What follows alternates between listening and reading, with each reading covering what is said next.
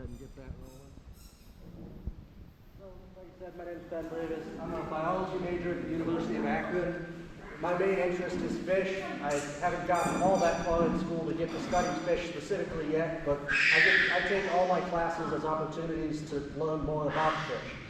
So, this past summer, I did a little project at the Stark County Fair on the Tuscarawas River because I wanted to represent what the fish that you would see are for the younger kids that haven't gotten to go out with a net and see them yet.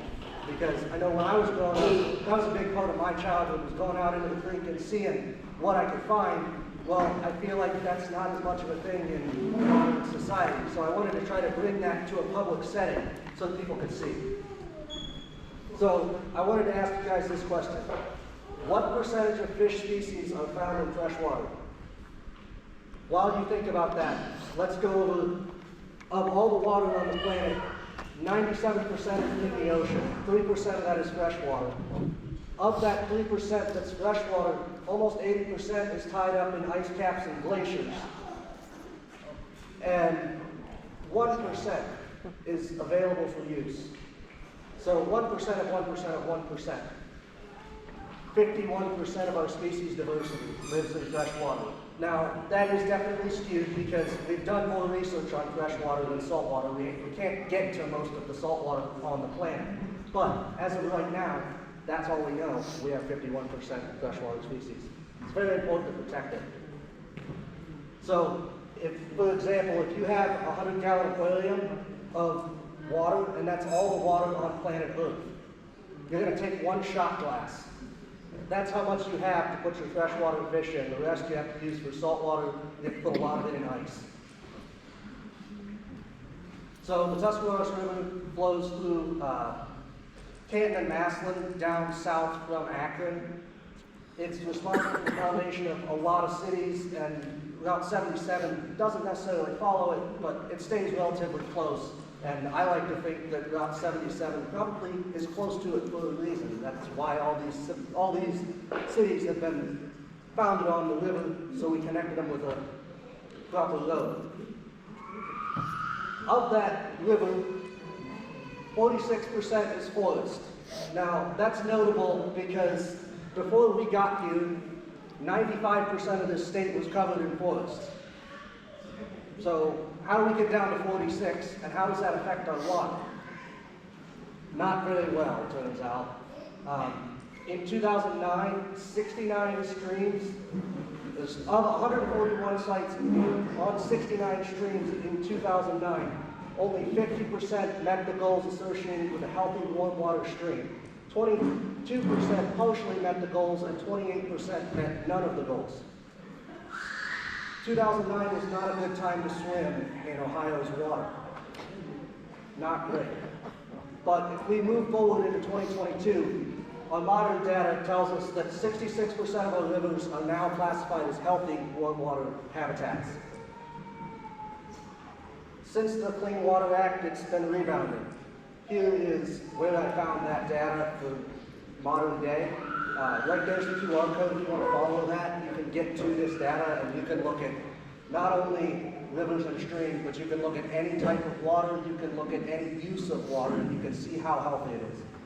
It's a really cool website. Here's a short video by PBS, kind of going over what I just talked about. This is talking about other locations, obviously, but it still applies.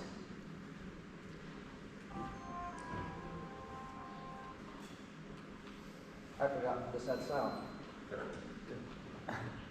You gotta go. Maybe it's not gonna go. Anyways, how do we stress out a native fish population? Well, let's start by redirecting the water use. Let's tie it up in dams. Let's put reservoirs up. Let's make it so that the water patterns are useful to humans.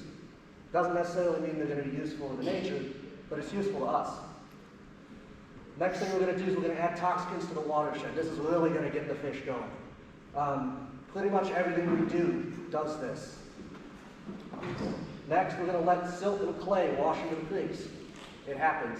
You kind of got to do that in order to have row farming, and you know the way that we farm crops involves a very large field that's tilled up. You can't get around it. You're going to have deposition from that. A lot of mining, specifically on the eastern side of the state where we are now, you're going to have a lot of wastewater, and in those cases where you have a wastewater stream from mining, a lot of times the pH drops somewhere close to 5 or 6. So you're not going to have any sort of invertebrates living in it. So without the invertebrates, you don't have a food system, so there's no fish. Removing streamside vegetation, if you affect the riparian zone, you affect a lot of things. We'll get to that later. Remove some natural wood obstructions. So when you go out, say you've got a creek running through your backyard, you might think it's a great idea. Okay, we got all this wood that's sitting in the water. Let's take it out. Don't do that. Taking that wood out of there disrupts the natural cycle. It's all a cycle. Everything has to move the way that it's going. You can take some of it out, but try not to take all of it out. Because, you know, that tree fell, everything that's in the water becomes food. So if you take it out, you're moving food. This was the display that I did. It's not very big. You can only see the front of it here. There's 4 10-gallon tanks on the front and a 55-gallon on either side. This was the first year of the display. It's going to continue. But I was able to display 6 different locations. So before we get into the species that I was able to display, we have to discuss a few preliminary terms. So when I say lentic, that's referring to a still water ecosystem, such as a reservoir or a lake. When I say riverine, it's pretty obvious, that's a river. A riffle, a run. There's 2 different things, but they're very similar, and a lot of fish associate with riffles or runs. A riffle is an area of fast current where rocks break the surface, and a run is an area of fast current where rocks do not break the surface. So they're usually found right next to each other, upstream or downstream from each other. The riparian zone is the area immediately adjacent to a water body on either side. There's really no way to delineate what is the riparian zone and what is just the watershed. It's all really the riparian zone. It just matters how fine-tooth of a comb you want to look at it, how much of a magnifying glass you want to put on yourself. So Ohio's waterways, like I said, we used to have almost 100% woodland coverage, so natural riparian zones should be forested. So if you see a stream that doesn't have a forest up against it, you should question, is this a healthy stream? Because that's the biggest indicator of a healthy stream, is having a strong forest around it. Silting and silted. This is a descriptive term. It's usually caused by human activities when riparian zones have exposed soil with improper buffer. So like I mentioned with row cropping, you have exposed soil, it runs off, it goes into the creek, and what happens in water, you've got heavier particles that sink to the bottom, and that's going to settle down into the gravel. A lot of these species that we're going to talk about reproduce using that gravel. So if you have stuff in between there, it's just like if you say you have a canister filter, you put a bunch of sawdust in it, and suddenly you have half the flow through the canister filter. Same idea. You're not getting the filtration, you're not getting everything working. So here's an interactive bit for you. What makes a creek different from a stream? Definitionally, what defines a stream? Anybody have a guess? Isn't a stream bigger?